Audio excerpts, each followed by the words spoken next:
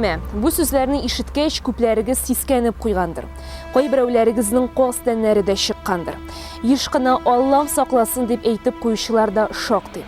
Ләкин кызганычка каршы 20 яшьлек Инсаф Галимҗановны Алла сакламый. Әле яши генә башлаган егет рәшәткә артына утыра. Ни сәбәпле Инсаф төрмәгә эләккән? Бу турыда безнең чыгарылышта карагыз. Кончилось тюремным сроком для двух молодых людей. Их обвинили в изнасиловании. Эльвира, бу урыннар, бу сукмак сиңа бик таныш, чөнки 9 ай дәврендә син әлеге юл буенча Инсаф янына барып йөргәнсең. Монда инде Ирак түгел, СИЗО бар дип әйтелгән бит.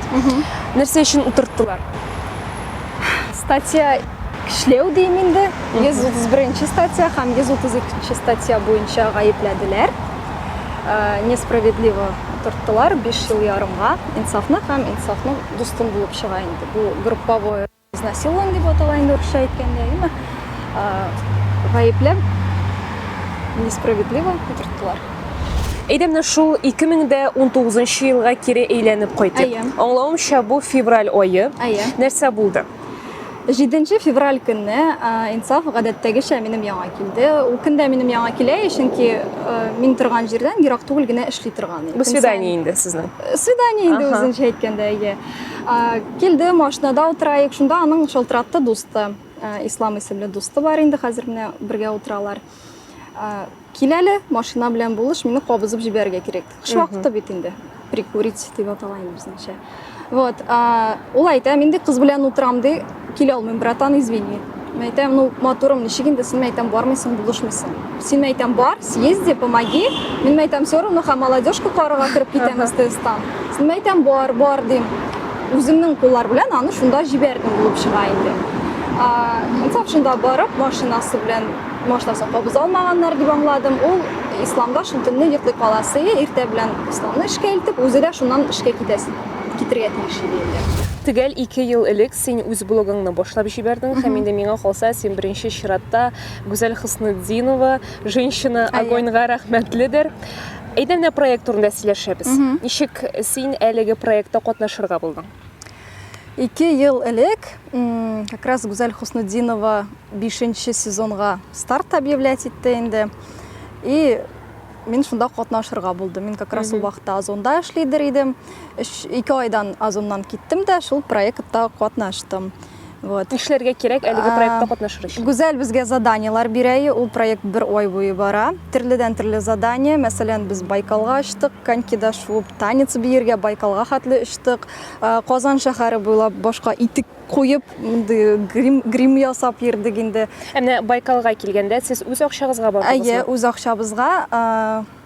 Проект түләүлеме? Проект түләүле. Безнең сезон 90 мең трае. Без 7 участник булдык. 1 ай буе заданиялар выполнять итәсең, ул заданиялар инде үзең түлисең шуның өчен. Ләкин мин проектта катнашкан вакытта ук минем беренче рекламалар китте, то есть мин уже акча эшли башладым блогта. Кимендә, 30 мең стабильно уже минем блогтан кирип бара. То есть инде проект биткәннән соң мин аны окупила сразу же. Һәм инде аңлавымча син инде бүгенге көндә менә блогер буларак 100 меңнән артык акча эшлисең, шулай бит? Нинди рекламалар, нәрсәгә син реклама аласың, нәрсәне син гомумән рекламировать итмисең? Төрле рекламалар алам. Хәзер инде бик фильтруем, конкретно фильтруем. Именно минем аудиторияга кызык булган темаларны алам. Минем яшьләр в основном, мин алмыйм ниндидер әнә хәзер казинолар, какие-то непонятные заработки. Блог башында ала торганы, белмичә, нитмичә макет анда обычно җибәрәләр. Син шуны просто сториска куясың анда, грубо говоря, сиңа шуның өчен 5 мең түләр. Ул вакытта бит әле белмисең, не разбираешься, все приходится с опытом. Вот, хәзер инде безнең күп кенә ниләр белән, допустим, лазерная эпиляция, парфюм, массаж, долгосрочное сотрудничество. Шуның аркасында мәсәлән башкалар белән эшләмим, кемнәр менә миңа ошый, шулар белән без долгосрок эшлибез. Вот. Эльвира, синең төп эшең ул блогерство. Блогер менә аена якынча ничә сум акча эшли. Шуны башыга әле юк, чөнки бик күп кеше әйтә, менә ул бит блогер ыштанын туздырып бери. имештирин эшләми, ә бит менә блогер булу это большой труд дип әйтәсе килә. Әйе. Ну, минем вообще эштән киткәнгә, мен Озонда эшлидем уже вот 2 ел. То есть 2 ел мин уже блогерство аркылы гына акча эшлим. Бүтән эшем юк. Блогерлар күпме ала, эшеңә карап күпме эшлисең, шуны хәтта аласың. Юк, менә мәсәлән, кайсы Миңа айны, килгәндә. менә кайсы айны син мәсәлән 100 мең эшләгәнең булдымы? 100 мең ай сайын. Ай сайын килеп бара. 30 тысяч точно әйе. Просто әйтәм бит, эшләмәгән вакытта менә 100 мең аласың инде, әйме теге берничә реклама белән генә эшләгән вакытта инде. Бу Инсафның туган йорты булып чыга инде, монда аның әти-әнисе тора, минем кайнана белән кайната булып чыга инде. Без Әтнә районында, яңа Әтнә авылы. Әйе. Үштән эшләр белән кайттык. Бу кылды. Декребс. Беренче чиратта инде сезне таныштырып китәсе килә. Руфина апай һәм инде Илфат абый, Инсафның әти-әнисе. Әйдәгез әле менә шул караңгы, куркыныч 2019 елга кире кайтык. Инсафны төрмәгә алып киткәннәре турында сез ничек белеп алдыгыз? Ул көнне бер нәрсә турында да уйламыйбыз, бернинди начарлык та күңелгә килми бит инде. Инсаф кайтты да ул, әни, мин Казанга киттем әле дип, эшләрем бар әле дип китте чыгып. Шуннан бернинди дә начар уй килми инде башка, бер нәрсә турында да уйламыйм инде мин. Һәм шул вакытта ишек шакыдылар. Чыксам, 3 полицейский басып тора. Шуннан мин аларның полицейский икәннәрен дә белмәдем, алар гражданский киемнәрдән инде. Шуннан егетләр, сезгә нәрсә кирәк соң дип сорадым мин булардан. Булар әйтәләр инде, Галимҗанов Инсаф Илфатович кирәк диләр. Монда яши ул диләр. Ие әйтәм, монда яши. Ну, ул әйтәм, өйдә түгел әле бүген Казанга китте. Кайткан иде мин әйтәм, эшләре килеп чыкты. Ул Казанга китте әле дидем инде. Нәрсә булды мин әйтәм, сез нәрсәгә дип аны сорыйсыз дип әйтәм инде. Шуннан алар менә шундый хәл булган. Аңа көчләү статьясы буенча заявление язылган, гариза кирде инде дип әйтәләр. Без аны кулга алырга килдек диләр. Шуннан мин әйтәм, бу ниндидер аңлашылмаучылыктыр инде, егетләр, мин әйтәм. Минем улым андый юлга бара торган кеше түгел ул. Нишләгән мин әйтәм, кемне көчләгән, нишләгән ул әйтәм, көчләгән кеше, нишләгән ул үлем хәлендәме дигән сораулар, шундый сораулар бирә башладым инде. Тик торганнан мин әйтәм, ничек алай була ала. Шуннан шулай дип сөйләшеп алдык та инде без моның белән. Булар әйтәләр инде, апа шалтыратыгыз әле телефонына, ул кайда икән диләр. Шуннан мин инде Инсафка шалтыраттым. Инсаф телефонын алдым, әйтәм, шулай, улым монда, әйтәм, сине 3 егет сорап килделәр. Шундый статья белән сине гаеплиләр икән, әйтәм, бу нинди хәл дидем инде. Шуннан соң ул миңа әйтте, әни, бер нәрсә өчен дә борчылма, бернинди дә андый әйбер булмады. Мин просто дус егетемдә кунып кына калган идем, анда аның 2 дус кызы килгәннәр иде. Мин нәрсә көчләү статьясы буенча мени дип тагын шундый сорау бирде ул миңа. Ул үзе дә шокта булган. Аптырап тора инде бу ие. Шуннан андый әйбер булмады, әни, бу ниндидер аңлашылмаучылык ахырсы дип ул шундый әйберләр әйтте инде миңа. Шуннан улым менә мин әйтәм, Кировский районның следственный отделга килергә кушалар сиңа. Син мин әйтәм, шунда бар инде. Ярар, әни, мин барам, мин бөтен күргән, белгән әйберемне сөйлим. Мин анда как свидетель булып барырмын инде, диде ул миңа. Бүген кичкә кайтып җитәм, борчылмагыз диде. Илфат абый, әмма сезгә килгәндә сез кайчан белеп алдыгыз әлеге яңалыкны? Мин эштән кайттым да инде, обедтан соң инде, обедтан соң булган инде. Шуннан обедтан соң эштән кайттым да, бер нәрсә дә Руфина әйтмешли, бер нәрсә дә итә торган көн түгел, бер нәрсә дә. Но шалтыраттым инде. Улым мунчаны кайчан яга башлыйм дидем. Әти монда мунча күзгә күренми әле диде ул. Миллиардалар. Мин нәрсә икән дип белдем. Юк инде, мин бит свидетель буламын монда. Кайтам мин әни дип әйткәшеннән, мин инде Кичкән кайткан вакытта инде аның бердән настроение юк инде. Ул кире кайтты әле ул көнне, юк кайтмады. Кайтмады инде. Алдагы көнне кайтып киткәндә. Шуннан бирле алып калдылар. Ие. Инсаф бит инде дустында йокларга кала. Әйе.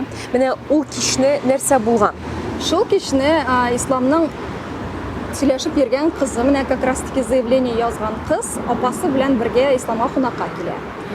Алар утыралар, сөйләшәләр инде, ничего такого нет. И икесе туалетка кереп, нәрсәдер башта телефоннан сөйләшәләр, кем беләндер пышылдашып, аннары соң үзара нәрсәдер сөйләшәләр. Менә бит инде Инсаф миннән төнге кичке сәгать 9-да киттем да, сәгать где-то 11 тирәләридер инде шул тирә. Шуннан соң икесе чыгып, тик торганнан именно заявление язган кыз, сіз мені күчләдегез, мен сізге заявление язам дие де киімнәрін тізіне жиялар да шығып кетелер. Шығып кетелер, инсаф белән ислам аптырап асларыннан төшәләр. Бу кызлар такси чакырып, юк, без заявление язабыз, тегеләй булай дип, без сезгә үзебез связьга чыгарбыз сезнең белән дип, таксига утырып китеп баралар. Сез бит инде Әтнә районында яшисез, бу кечкенә авыл дисәң дә була. Сезгә караш үзгәрмәдеме? Менә эштә сез укытучы булып эшлисез шәхсән. Әйткән кеше булмадымы? Юк, бу хәл турында башта әле теге бөтен дөньяга кычкырып йөри торган күңелле хәбәр түгел бит инде. Башта кеше белмәде инде. Шуннан полициягә монда шундый хәбәр кайткан, шуннан ул тарала башлады инде. Шуннан мин кызларга моны сөйләдем инде үземнең коллегаларыма инде, кызлар дип әйтәм инде укытучыларга. Алар инде бу хәлгә шаккаттылар. Ничек алай була ала, инсафма, андый нәрсә була алмый бит инде дип, минем белән шулай, минемгә теге хәлемә киреп инде, дөрес нәрсә түгелдер. Руфина апай, бар әле, артыннан йөрегез әле, аңлашыгыз. Нинди заявление ул, нинди кызлар ул дип, менә шундый сораулар бирделәр инде алар миңа. Бу хәлгә алар бик аптырадылар. Мондый нәрсә була алмый сезнең белән дигән менә шундый сүзләр әйттеләр. Бер генә коллегаларымның да, бер генә авылдаш кешеләрнең дә безгә карата тискәре карашын мин тоймадым. Әлеге көнгә кадәр. Иң авыры нәрсә булды менә әлеге ситуациядә? Иң авыры минем улымның гаепсез булып та гаепләнүе. Минем өчен дә шулай. Мин шуны менә әле дә йөрәгем белән кабул итә алмыйм. Ул бик авыр нәрсә. Ул искә төшкән вакытта, ул көннәр искә төшкәндә әле дә күздән яшьләр килә. Төрмәне бит инде кара тамга диләр. 4 айдан соң инде сезнең улыгыз чыга. Менә ничек яшәр икән? Күз алыйсызмы? Мин ул нәрсәне бик күп мәртәбәләр уйладым инде. Ул үзе дә әйтә, әни минди ничектер миңа ди моннан 4 ел элек, 4 ел ярым менә 4 ай калып бара ала бирсә, тормыш тукталып калган шикелле булды. Мин анда нәрсәләр үзгәргән, тормыш ничек итеп икенче төрлегә әйләнгән. Мин ул нәрсәләрне хәзер аңлап та бетермим шикелле миңа әни дип әйтә. Чөнки анда бит инде бер төрле режимга салынган, иртә белән торалар, эшкә баралар, кайталар. Теге әзерне ашыйлар дигән шикелле, дөрестән дә инде теге ашауны ашау дип әйтеп булса, менә шундыйрак тормыш белән яшиләр алар анда, аларга теге әзергә хәзер шикеллерәк йөргән шикелле, режим төзелгән, шуның белән бара, кайта дигән шикелле. Ә монда инде бит тормышка хәзер яңадан кире өйрәнергә кирәк шикелле дип уйлыйм инде мин аны. Үземчә инде үзем уйлап йөрим, әйтәм, психологларга обращаться итеп карыйк микән әллә дигән уйлар да килә инде башыма. Бәлки алай ук кирәк тә түгелдер. Менә үз-үзен тотышы буенча, теге ул бит инде безгә таксофоннан шалтырата, сөйләшүләре буенча аның инде теге психикалары бозылганга шамаган. Ул инде башта әйе.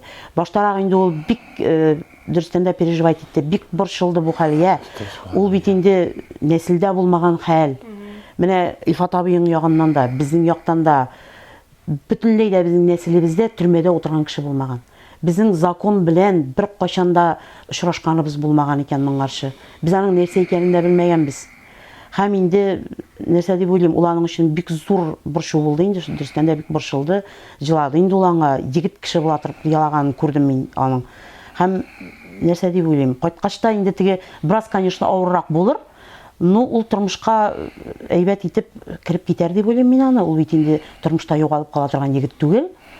Ул бит инде техникумны бетерде, институтка читтән торып укырга кирде, армиясына барып кайтты, кайткач эшен тапты, ялт итеп эшләп йөргән җиреннән менә шушындый хәл булды бит. Ул бит белмим инде, ул әйттем мин аңа, әйтәм, институтка эшне керәсеңме, улым, мин әйтәм, укырга кир дидем. Ул вакытта да юк, әни, түләп укырга кирәк. Аны нигә түләүле булмага бюджетка кира алмам инде мин. Эшләмәле, эшләп укыйм, барыбер диплом алып булайчы алайда дигән шундый сүзләр әйтеп, менә нәрсә дип әйтим инде, тормышны аңлап яшәгән егет инде ул. Башка егетне дә утырттылар бит. Аның иптәше инде ул, иптәш дип, без аны иптәш дип әйтеп тора алмыйбыз инде, ул якын дуслар да түгел алар. Просто ул аралашып йөргән шул райондаш егет инде. Аның әти-әнисе белән сез элемтәдәме? Элемтәдә әнисе белән аралашып торабыз. Диндәге намаз укый торган, бик ачык күңелле хатын ул. Мин аны теге начар хатын дип әйтә алмыйм. Изначально bu заявление исламның бер үзенә генә язылган. То есть инсафның бер нинди вообще да катышы юк иде. Аннары соң инде мин аны Инстаграмыма да куйган булды, заявлениеда өттереп куеп и инсаф дип истәп куйганнар заявлениега. Хотя заявление им баштан ук в единственном числе.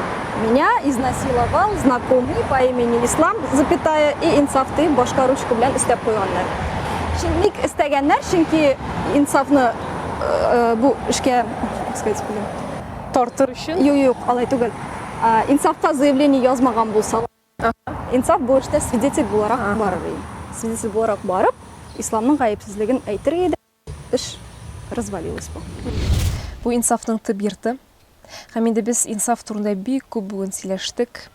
Ничек танышып киттегез? Мәхәббәт тарихы.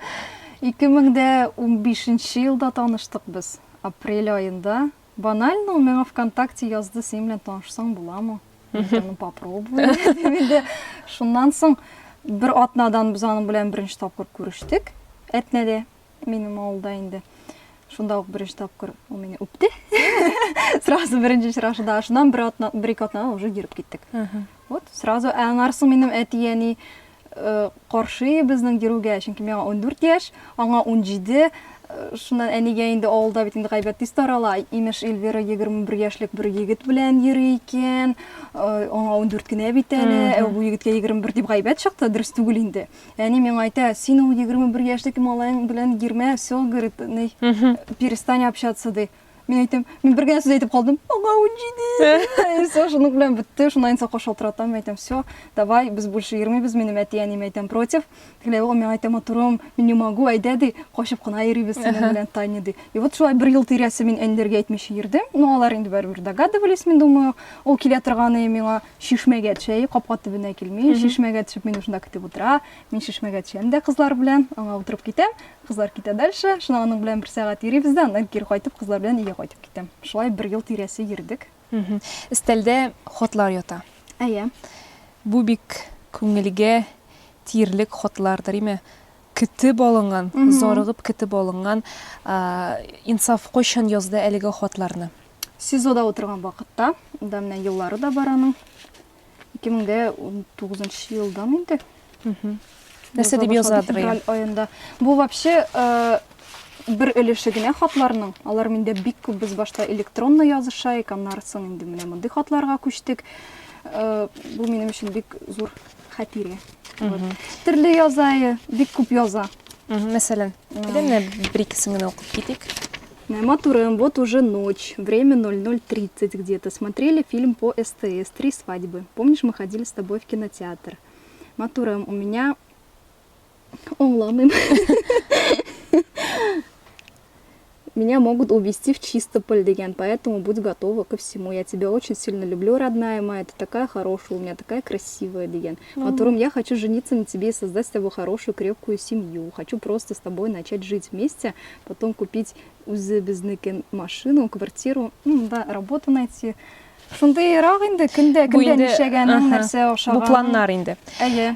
Менә син колонияга очрашуга йөрисең инсаф белән. Әйе. Айга ничә тапкыр һәм ничек үтә әлеге очрашу? Юк, айга түгел, 2 айга бер. 2 айга бер. 2 айга бер. 3 көнгә барып йөрим. Инде получается продуктылар җыеп, киемнәремне алып, пакетларымны күтәреп 20 кило кием һәм продукты гына ярый. Шуның белән барам колонияга, бөтен продуктларны кисәләр, тикшерәләр, ачып карыйлар, бөтен киемнәрне дигәндәй, в общем, полная проверка үтәм. Мине дә инде 5 карыйлар, бер нәрсә алып кермәм икән, безгә бит ярамый телефон, сим-карта, алтыннар, акчалар, бөтенсен без калдырабыз. Без керәбез пустые. Шуннан керәм дә, аны көтеп утырам инде. Ул килә 3 көн бергә, анда общежитие шикелле ул. То есть кровать, диван, телевизор, холодильник, бөтен нәрсә бар, душ. Ну, менә нәкъ общагадагы комнаталар. Туктά, бу бөтен кеше өченме, ләкин инде ир белән хатын өчен генәме? Ир белән хатын, әтияни килә ала. Ялгышмасам, балалар, апа, сеңелне менә белмәй әйтә алмыйм. Якын туганнар гына килә ала. Якын туганнар гына. Һәм сез 3 көн дәврендә бергә. Бергә булабыз икән. Бергә ашыйбыз, бергә эчәбез. Бергә 3 көн үткәрәбез. Менә 3 көн үткәннән соң кайтып китүләр, нинди Хәзер хисләр? җиңел. Хәзер җиңел, мин елмаеп, давай пока, тагын күрешербез дип китәбез. Хәзер чынлап та җиңел. Элек менә иң беренче килгән свиданиедә, икенче, өченче килгән свиданиедә бик авыр, особенно беренче свиданиедә бер кайчан да онытмыйм. Шул хәтле авыр миңа китергә, мин җылый киттем, җылап торам, ул миңа әйтә, матурым, җылама инде, нормально все будет, там күрешәбез дигән. Мен не хочу китергә все, ну, истерика, слезы, эмоции, аннары соң әле 2 көн үземә килеп йөрдем, бик авыр, именно вот беренче, икенче, өченче свиданиелар. Аңлавымча, киләсе очрашу октябрь аенда. Әйе, алар. 3 көн. Әйе. Аннары декабрь. Юк, аннары соң бармыйбыз. Аннары инде алай булса, Алла берсә. январь айында инде инсаф Әйе. чыга дип өметләнәбез. Эльвира, син 2 ел элек кияүгә чыктың. Әйе. Батырчылык итеп, шулай дип әйтәсе килә инде бит. Кемдер бәлки качып киткән булыр иде. Син ни өчен инсафка кияүгә чыгарга булдың? Чөнки бит менә ул чыгып, бөтенесе дә башкача булырга мөмкин. Юк, дөресен генә әйткәндә, минем өчен кияүгә чыгу ул туй гына түгел, мәҗлес түгел, ул минем өчен менә монда күңелдә. Мин аңа әзер инде кияүгә чыгарга. Ул да минем белән гаилә корырга әзер булгач, мин көтеп торуның мәгънәсен күрмәдем. Ул миңа предложение ясады, СИЗОда утырган вакытта хат язып, минем әти-әнигә хат язып, минем кулны сорады. Минем әти-әни бердә каршы килмәделәр. Ярар, сез үзегез зур инде, теге Үзегез хәл итегез. Үзегез хәл итегез дип, әти-әни үзенең ризалыкларын бирде. Мин моңа шундый шатыйм инде. Шуннан соң без 5 октябрь көнне 2 ел элек өйләнештек колониядә, бу Нижнекамск шәһәрендә иде. Прям КППда ул коронавирус вакыты без даже теге Бер-берегезгә тия алмагансыздыр, име? бер-беребезгә тия алдык, ләкин решетка Аша, решетка аша гына кулларын тотып, решетка аша гына кочаклашып, шулай гына өйләнештек. Шулай решетка аша инде балдаклар алышынып, менә шулай үтте безнең регистрация. Эльвира, синең уйлавыңча, әлеге кызлар менә бу заявлениене нинди белән язганнар икән? Нәрсә таләп иттеләр алар сездән гомумән? Нәрсә булса сорадылармы? Әйе, сорадылар. Акча манда. Иң беренче чиратта акча. Ничә миллион дип әйтик. Очень фигурировал дiyeyim инде. Безнең белән связьга ул гына чыга торган иде. Без аның аркылы гына сөйләшәйек. То есть кызлар белән без вообще контакта не имели. Ул бездән сорады 10 миллион акча. Ну, не прямым текстом инде бирегез миңа 10 миллион, һәм әйдәгез Ну, намек был. түгел. Я оцениваю свою падчерицу в 10 миллионов дигән сүз чыкты. Инсафның әти-әнисе инде онды акча. Әйдәгез 3 ди, торговаться китә. Әйдәгез 1 миллион ди, аңа ди iPhone алып бирегез ди. Без әйтәбез, инсафка претензий не имеем ди. Сезнең әлеге ситуация Татарстанга гына түгел, бөтен Россиягә яңгыраш алды һәм инде сез инсафны төрлечә якламакчы булдыгыз һәм хәтта сез пусть говорят тапшыруына кадәр барып җиттегез. Максаты нидә иде? Булыштымы гомумән әлеге программа? Ничек бара әлеге программа? Алдан язылып куйган сценарий буенча эшлисезме яки инде ничек бар шулаймы? Вечеринка друзей, громкие обвинения, уголовные дела, суд и, как следствие, 2 молодых людей сейчас уже за решеткой. Они осуждены. Их обвинили в изнасиловании 2 сестры. Юк, алдан язып куелган сценарий дип әйтә алмас идем мин аны. Без инде иң беренче шул блогерлар аннан соң правозащитник дип йөртелә бит инде шул Семенов Сергейга мөрәҗәгать иттек бит инде име. Ул килеп менә шушы передача турында безгә әйтеп инде, ничек булырга тиеш, ничек без интервьюлар бирергә тиеш, өйгә килеп алар безгә шулай интервьюлар алып киттеләр бездән. Шуннан кайсы көнгә килергә икәнен әйттеләр, шалтыраттылар. Просто алар сорау бирәләр инде шул передача вакытында, без җавап бирәбез инде. Алдан менә шулай дип әйтегез, булай дип әйтегез дигән сүзләр булмады. Сезгә түләделәрме? Безгә түләмәделәр. Кызларга түләгәннәр. Сезнең 2 чыгарылыш булды. 2. 2. Әмма ни өчен 3нче чыгарылышта сез катнашмадыгыз? Чакырдылармы сезне? Юк, чакыручы булмады. Инсаф 4 айдан соң чыгачак. Сезне чакырырлармы икән? Ничек уйлыйсыз? Бәлки. Барар идегезме? Әгәр дә безнең файдага нәрсәдер эшләнә торган булса, мин барырга риза. Менә 2 тапкыр бардык передачага, ләкин мин аннан әллә нәрсә файда күрмәдем. Мин аларга язып та карадым, Instagramга яздым. Шунда катнашкан, шул тапшыруда катнашкан шул олы зур кешеләр инде алар үзләренчә. Депутатлар да бар инде, правозащитниклар бар иде. Бер сәламында да кайтты Алексей дигәне. Безгә безнең тормышны күрергә кайткандыр инде, директ семья бу. Ярдәм итәргә буламы буларга, или булар теге тормышын төбендә яшәгән кешеләр микәнләр дип, мин ул кешене дә аңлыйм. Кайтсын, күрергә, тикшерергә тиеш иде инде ул. Ләкин мин аларның арасыннан берсенең дә безнең бу эш буенча файдасын күрмәдем. Инсаф белән ничек элемтәдә торасыз? Барып бирисезме? Менә шул 2019 елга кире кайтсак инде, башта бит инде ул 9 ай СИЗОда утыра. Аннары инде аны төрмәгә җибәрәләр. Сез барып җирдегезме, нинди элемтәдә идегез? СИЗОда утырган вакытта шул һаман да инде передачалар белән артыннан йөрдек инде име. Ул вакытта инде аны күрү мөмкинлеге бар иде әлбәттә, ләкин ул да судлардан соң судья белән рөхсәт алып кына без инде күбрәк менә кызым Эльвирага инде мөмкинлек тудырдык. Яшьләр инде бер-берсен күбрәк күрәселәр килә дип Эльвира аның янына барды инде. Да, менә кызым Эльвира, менә кызым дип әйтәм, инсафның тормыш иптәше безнең менә Эльвира кызыбыз. бик зур поддержка булды Инсаф өчен. Бик зур поддержка булды. Аллаһның рәхмәтләре яусын ул балага, аларның семьясына, әти-әнисенә.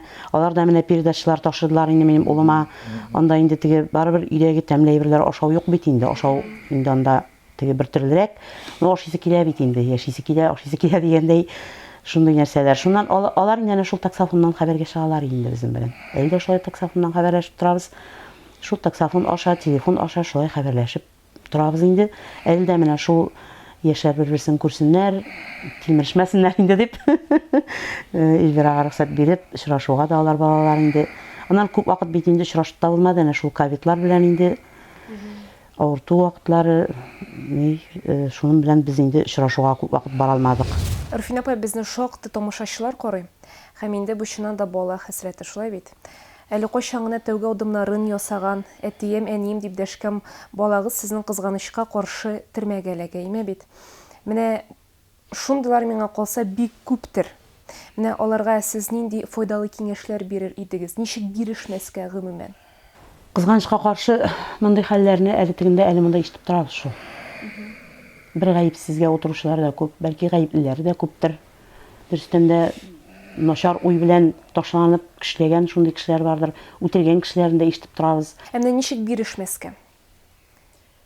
Менә үзегезне нәрсә дип юаттыгыз сез? Менә шул көннәрдә. Шагар дип юатта инде. Баштарак бөтен өмет чыгар дигән, котылыр дигән өмет булды. Менә Биологиялар булыр әле. Анда бит инде Пузгавайракта да әйтеп утырды, теге отчима үятиләре кызларның 6 адвокат ялладылар алар дип мыскыл иткән шикелле итеп утырды ул безне. Дөрестән дә ул безне мыскыл итте. Мин дөрестән дә 6 адвокат ялладык без. Ләкин мин ул 6 адвокаттан 6 тиенлек тә файда күрмәдем. Менә якынча менә шул адвокатларга ничә сум китте? Әйтегез әле менә шул турыда сөйләшик. Бик күп акча киткән бит инде. 70 меңләп алалар иде, 50 мең, 25 мең. Бер нәрсә эшләмәгән менә бер хатында калды, бер адвокат хатында 30 мең, ул бер нәрсә эшләмәде. Иң беренче килгән адвокат 10 мең алды, ул бер көн шул Инсаф белән минем улым белән шунда бергә булдылар инде. Аннан соңгысы тагын 25 мең алды. Менә шулай минем теге общий тотып исәпләп утырганым да юк име. 300-дән артык дисәк тә була. Бик күп. Алай гына да түгел, әле мин күптән түгел генә тагын бер адвокат белән связьгә чыгып, аны Самарада яклатмакчы булып, аңа да 50 мең түләдем әле. 4 ай калды. Көтәсе генә калгандыр инде, бит шулай бит. Ничек күз алдыгызга китерәсез менә шул Инсафның чыккан көнен? Biz инде минем уйлавым буенча өйдә көтеп торырбыз инде, өстәл әзерләп. Аны инде алып кайтырлар, Алла бирсә, дип көтәм инде. Армиядан кайтты инде, кайткан вакытта чәчәкләр күтәреп кайткан иде, бик күңелле очрашу булды. Ул вакытта күңелле булды очрашу. Бу вакытта да күңелле булыр дип уйлыйм, Алла бирсә. Инде ул менә мин инде хәзер теге ничек бу авырлыкны үткәрдегез дигән сорау бирдегез бит инде име. Алланың рәхмәтләре белән намазга бастым. Бәлки шушындый этәргеш кирәк булгандыр, Аллаһ Тәгаләнең сынавыдыр бу. Нишләп бу намазга басмый икән дигән шундый уйлар килгәндер дә, Аллаһ Тәгалә миңа шундый сынау биргәндер дип уйлыйм. Шуннан инде шушы намазга басу күңелгә тынычлык алып килә. Дөрестән дә менә ул әйбер Аллаһ Тәгаләгә ышану, аның барлыгына, берлегенә ышану, һәм инде аннан сорау. Минем бит инде хәзер көн сайын сорыйм, Аллаһым минем балаларыма сәламәтлек бир, башлары исән булсын. Исән-сау яшәсеннәр, бәхетләрен кимитмә яраттым дигән шундый сораулар инде. И мин шуңа куанам. Аллаһка шөкер, минем балаларым исән-сау ич. Кемнеңдер баласы бит әле җир куенына да кирип ята. Ул бит инде гомердә дә кайта алмый, аннан җир куеныннан чыга алмый. Ә минем улым Аллаһы бирсә, исән мин булсын, кайта. Менә Алла бирсә, кызым Илдира белән матур гына иттереп тормышларын башлап җибәрерләр дип өметләнәбез. Өмет яшәтә адәм баласы. Илфат абый җылап утыра инде, име бит сүз әйтергә шундый йомшак күңелрәк инде безнең. Илфат абый, менә сезнең эштә ничек әлеге яңалыкны кабул иттеләр? Ничек инде ул бөтен кешеләр шул мине белә бит инде монда районда да, үзебезнең эш урында да. Аллаһка шөкер, коллективыбыз бик әйбәт. Бөтенсе поддержать ителәр инде. Андай бер булга тиеш түгел, нәрсә булды дип менә Руфин әйткәнчә шундый сүзләр әйттеләр. Аннан соң инде менә мин эшемдә шуңа бәйле бөтен район буенча мин теге демократларны һәм винт каналларны тикшереп йөрим инде. Бөтен кеше мине белә инде. Һәр кергән семья сорый инде. Нәрсә булып бетте улыгыз, нәрсә булып бетте дип. Бер гаепсезгә утыра инде улыгыз дип. Менә передача турында гына әйтәсе килә. передачадан теге файдасы yok деп айта алмаймын. Бүтін район бойынша, бүтін мынаны білген, біздің білген кішілер бойынша, бүтін кішілер арасында аның ғайыпсыз екенін көрділер шунда передачадарына. Бүтісі поддержайттылар, енді бүтісі нектілер поддержка жасадылар бізге, Аллаға шүкір. Жди меня там, и я приду. Жди меня там, тебя я найду. Жди меня там, где не болит. Жди меня там. Расписаться уже в колонии. Ну, ничего не поделаешь, жизнь такая. Ты жди меня там.